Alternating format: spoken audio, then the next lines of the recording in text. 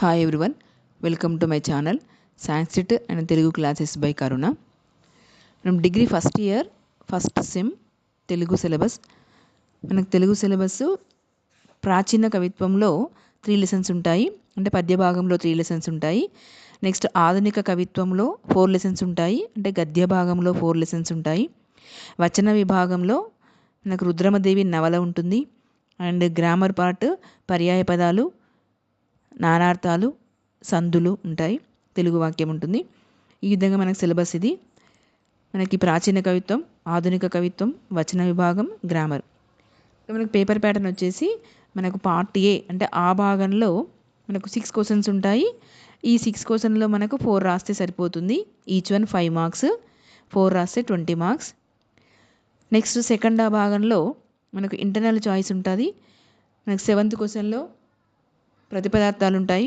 And 8th వన్లో 2 ఎస్సేలు ఉంటాయి, ఒక ఎస్సే రాయాలి. అంటే పద్య భాగం నుండి ఒక ఎస్సే ఉంటుంది, గద్య భాగం నుండి ఒక ఎస్సే ఉంటుంది. మనం ఒక ఎస్సే రాస్తే సరిపోతుంది. నెక్స్ట్ 9th వన్ రుద్రమదేవి నవల నుండి 2 ఎస్సేలు ఉంటాయి, అంటే 2 వ్యాసరూప ఉంటే మనం ఒక వ్యాసరూప రాస్తే సరిపోతుంది. అండ్ 10th వన్లో తెలుగు వాక్య నిర్మాణం అని చెప్పేసి ఉంటుంది, లేదా సందులు, లక్షణ సమన్వయం చేయండి అంటారు. 3 సందులు ఇస్తారు, వాటికి లక్షణం రాయాలి, ఉదాహరణ రాయాలి. ఈ విధంగా మనకు పేపర్ ప్యాటర్న్ పార్ట్ ఏ ఆ భాగం and second part B second భాగం. పార్ట్ ఏలో 20 మార్క్స్, ఆ భాగంలో అంటే 20 మార్క్స్. సెకండ్ ఆ భాగంలో ఈచ్ వన్ 15 మార్క్స్, 60 మార్క్స్ ఉంటాయి. ఈ విధంగా మనకు పార్ట్ ఏలో ఫస్ట్ వన్లో సందర్భ వాక్యం ఉంటుంది. ఫ్రమ్ ప్రాచీన కవిత్వం నుండి అంటే పద్య భాగం నుండి సందర్భం ఉంటుంది. ఆ 3 లెసన్స్ నుండి ఒక సందర్భం ఉంటుంది. నెక్స్ట్ సెకండ్ వన్ ఆధునిక కవిత్వం నుండి ఒక సందర్భం ఉంటుంది. మనకు 4 లెసన్స్ నుండి ఒక సందర్భం ఇస్తారు. నెక్స్ట్ థర్డ్ వన్ కవి పరిచయం, అంటే ప్రాచీన భాగము లేదా ఆధునిక కవిత్వం నుండి అంటే పద్య భాగం నుండి గద్య భాగం నుండి ఒక కవి పరిచయం ఇస్తారు. 4th వన్ నానార్థాలు, మనకు 5 నానార్థాలు ఉంటాయి, 5 రాయాలి. 5th వన్ పర్యాయ పదాలు 5 ఇస్తారు, 5 రాయాలి. 6th వన్ ఉపవాచకం నుండి అంటే వచన భాగం నుండి రుద్రమదేవి నవల నుండి స్మాల్ ఆన్సర్ ఉంటుంది, మనకు 5 మార్క్స్ ఇది.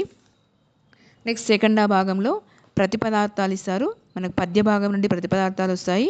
2 ఇస్తారు ప్రతిపదార్థాలు, మనం ఒకటి రాస్తే సరిపోతుంది, అంటే ఫస్ట్ లెసన్ చదువుకుంటే మనకు సరిపోతుంది. నెక్స్ట్ 8th వన్లో మనకు పద్య భాగం నుండి ఒక ఎస్సే ఉంటుంది, అంటే 3 లెసన్స్ నుండి ఒక ఎస్సే ఇస్తారు. నెక్స్ట్ గద్య భాగం నుండి ఒక ఎస్సే ఇస్తారు, అంటే 4 లెసన్ నుండి ఒక వ్యాసరూపం వస్తుంది. ఫస్ట్ 3 లెసన్స్ నుండి ఒక వ్యాసరూపం వస్తుంది, లేదా మనకు గద్య భాగం 4 లెసన్స్ నుండి ఒక వ్యాసరూపం వస్తుంది. అంటే మనం 1 రాయాలి, 2 ఇస్తారు ఇక్కడ, పద్య భాగం నుండి ఒకటి గద్య భాగం నుండి ఒకటి ఇస్తే మనం ఒకటే రాయాలి, వ్యాసరూపం ఒకటే రాయాలి. 15 మార్క్స్ ఇది. కాబట్టి మనం ఇక్కడ పద్య భాగం నుండి 3 అన్న చదువుకోవచ్చు, లేదా గద్య భాగం నుండి 4 లెసన్స్ అన్న చదువుకోవచ్చు. 2 చదువుకోని అవసరం లేదు. పద్య భాగం అన్న 3 లెసన్స్ అన్న చదువుకోవాలి వ్యాసరూప, లేదా గద్య భాగం నుండి చదువుకోవాలి. ఒకటే రాయాలి, కాబట్టి మనము ఒక భాగం చదువుకుంటే సరిపోతుంది. నెక్స్ట్ 9th వన్ ఉపవాచకం ఉంటుంది. రుద్రమదేవి నవల నుండి మనకు 2 ఎస్సేలు ఇస్తారు, ఇక్కడ ఒకటే ఎస్సే రాస్తే సరిపోతుంది. రుద్రమదేవి నవల నుండి మనకు 2 ఎస్సే ప్రశ్నలు ఇస్తారు, వ్యాసరూప ఒకటి రాస్తే సరిపోతుంది, 15 మార్క్స్. 10th వన్ తెలుగు వాక్య నిర్మాణం గురించి రాయాలి, లేదా ఇక్కడ 3 సందులు ఇస్తారు, మనకు 3 సందులకు లక్షణం రాసి ఉదాహరణ రాయాలి. ఇది మనకు paper pattern. Okay, degree first year first sem paper pattern.